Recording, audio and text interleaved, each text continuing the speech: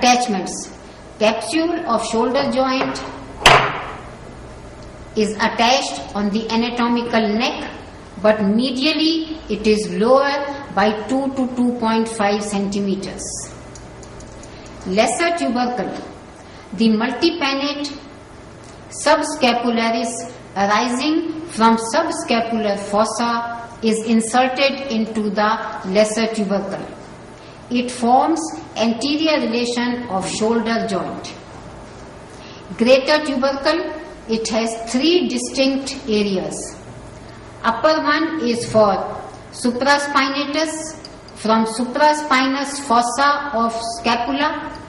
Middle one is for infraspinatus, and lowest is for attachment of teres minor from lateral border of scapula. 4 muscles keep large head of humerus in position during the movements of shoulder joint. Intertubercular sulcus.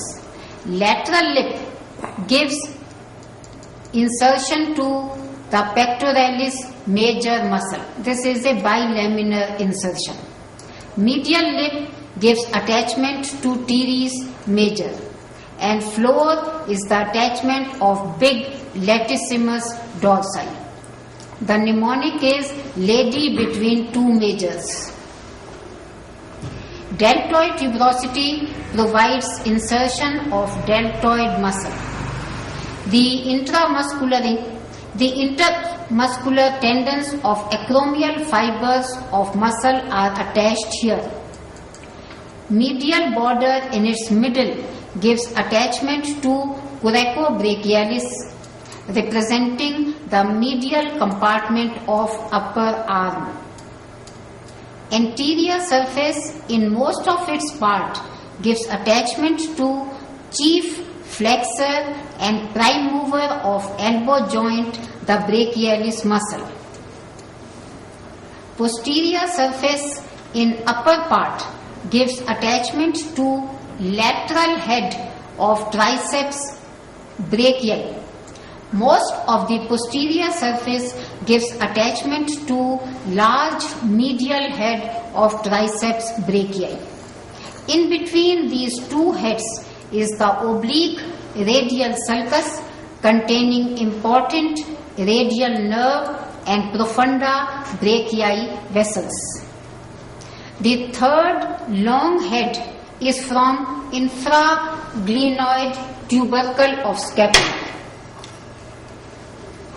Triceps brachii is the chief extensor of elbow joint. Medial epicondyle gives attachment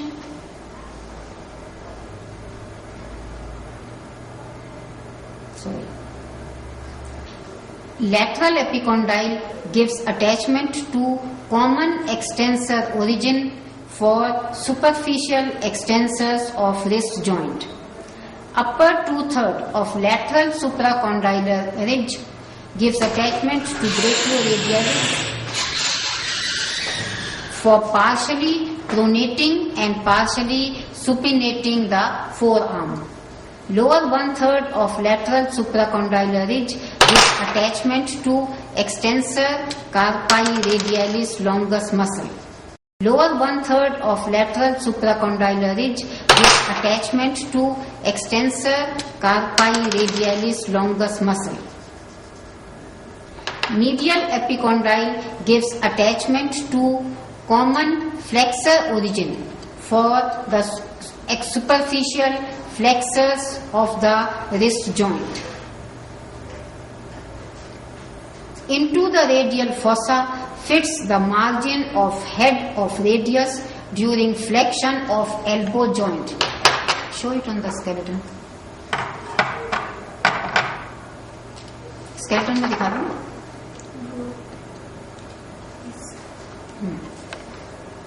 Into the coronoid fossa fits the edge of coronoid process of ulna during flexion of elbow.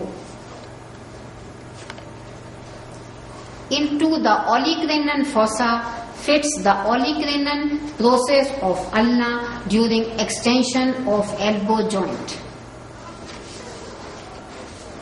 The axillary nerve and posterior circumflex humeral vessels are related at the surgical neck of humerus. दिखाओ पीछे बना हुआ है. Radial nerve and profunda brachii vessels are lying in the radial sulcus. Ulnar nerve with the superior ulnar collateral vessels lie behind the medial epicondyle. Pressure on the ulnar nerve causes tingling sensation in the forearm. One feels like laughing. That is why medial epicondyle is called the funny bone and the whole bone is called humerus. Of supraspinatus from suprascapular fossa to the upper impression on the greater tubercle of humerus. The infraspinatus arises from the lower infraspinous fossa, gets inserted into middle impression on the greater tubercle of humerus. The teres minor arising from the lateral border with a gap gets inserted into the lowest impression on the greater tubercle. The subscapularis muscle arising from the costal aspect of scapula passes anterior to the shoulder joint and gets inserted into the lesser tubercle of the humerus. Four muscles, the supraspinatus, infraspinatus, teres minor and subscapularis, get fused with the capsule of the shoulder joint and form the musculotendinous cuff of the shoulder. It is also known as the rotator cuff. Figure shows the origin of brachialis muscle from the anterolateral and anteromedial surfaces of the humerus.